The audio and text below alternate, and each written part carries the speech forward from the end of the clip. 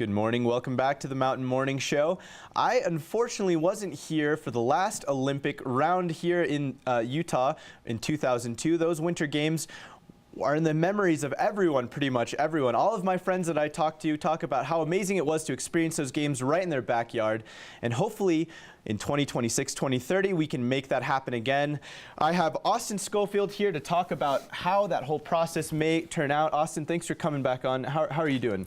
I'm doing great. How about you? I'm doing excellent. So we've talked to you, we've kind of kept up on this for the last couple months, and there's been some ups and downs with it, I guess you could say, but there was some pretty big news out of last week. And what was that news? Yeah, so on March 14th, the Deseret News came out with an article that is quoting Fraser Bullock as a source, which he's a very reliable source. Yes, yeah. He will probably be the CEO of the next Salt Lake Olympics, is my guess.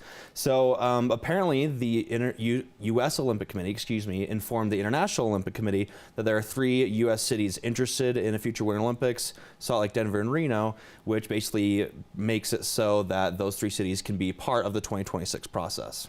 Okay, and so what does this mean, part of the 2026 process? Does this mean that we will be bidding for 2026, or does this mean that we're still mainly involved and have our sights set on 2030, but are just kind of getting our hands dirty at the process of 2026? Yeah, I think the USOC, as well as like Salt Lake officials, are familiar with the recent history of the IOC.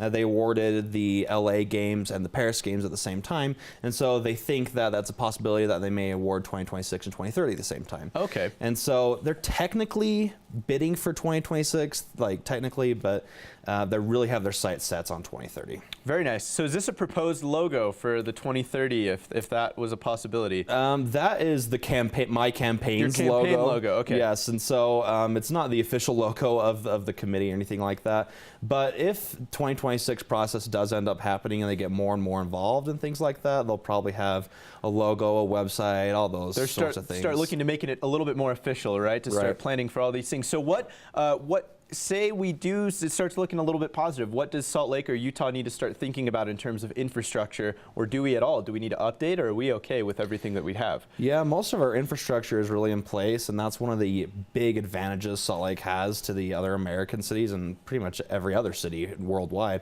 But I mean, there's a few updates that the Olympic Park, and I believe they've talked about replacing the roof on the Olympic Oval and things like that. But nothing major, so nothing crazy. But that, like you said, it's a major asset to have that infrastructure already in place. So when you come to the board, you can say, we have all of this ready to go. We just need sponsorship. We just need to get this kind of ball rolling, right? Yeah, and if you look at some of the Olympic venues and some of the things that happened since 2002, Vivint Smart Home Arena just underwent a huge renovation, for example. There are now tracks lines that go out to West Valley, that go out to the hockey, the Mavericks Center as well. And there's front runner trains that go between Ogden and Provo, which there were 2 Olympic venues in 2002 in Ogden and Provo, and they'll probably be the Olympic venues there in 2030 as well. And so the infrastructure, although it's probably not purposely done for the Olympics, it's very conveniently worked out. So yeah, it's almost not a coincidence, but it's what a great setup that we have already, especially with that public transit system. Like you said, that makes it so much easier for not only to get, because that was the thing about the 2002 games, it was kind of very spread out. I mean, you had everything, you had some events all the way up in Ogden, up at Snow Basin, some events here in Park City, and then even downtown Salt Lake City kind of area. So it's nice that we have that already established. How competitive is it for the 2030 games? Is Denver and Reno really have their sights set on this and well, and they're really aiming to get it for their city? Yeah, they definitely are. I know that Denver and Reno will have challenges Salt Lake will not have. A big example of that is that Salt Lake has an Olympic Exploratory Committee. Okay. Denver and Reno also have those, but I think Salt Lake's was formed in like last October or something like that. So they've had a few months of good research and good study to be done. Denver's, I don't know when theirs was formed, but they've had like 2 meetings. Salt Lake's had like 4 or 5, and Denver's also been closed off to the public. They're kind of hush-hush about some of the things that are going on. There's actually a group in Denver called No Olympics Denver, so there's some anti-Olympic sentiment. I wonder in Denver. Why is that? Do you know? Or well, I know a lot of the times environmental concerns, and that's a valid concern. There's been a lot lot of talk. They haven't expanded I-70, which is the main gateway to the mountains from Denver, since, I mean, I don't even know the last time they did it, and so it's a lot of traffic. So they've talked about those sort of things, and there's just generally, they don't have the Olympic venues we have. They're going to have to build a bobsled track, which is not the greatest for the environment on on a mountainside or something like that.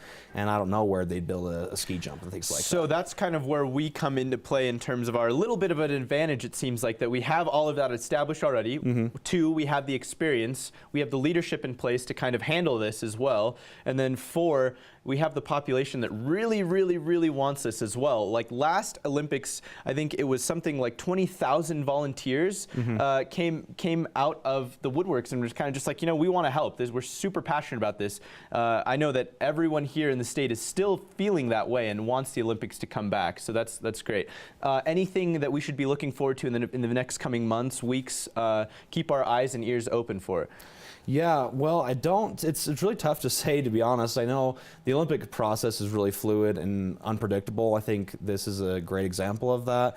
I mean, the USOC said during the 2018 Olympics that they were not interested in 2026 at all. And although they still aren't, they kind of almost hinted that they weren't even going to be involved in the 2026 process, but now they might be. So it's really kind of unpredictable what's going to happen. But if the USOC does submit a bid for 2026, then that will be huge for Salt Lake and just the Olympic movement as a whole. There may be a bid committee formed, and they'll start getting into trying to get volunteers, trying to get those sort of things in the near future. And so it's something really to look for is when the USOC submits a bid, because I've read some articles that they don't have a clear bidding process yet, but the IOC does.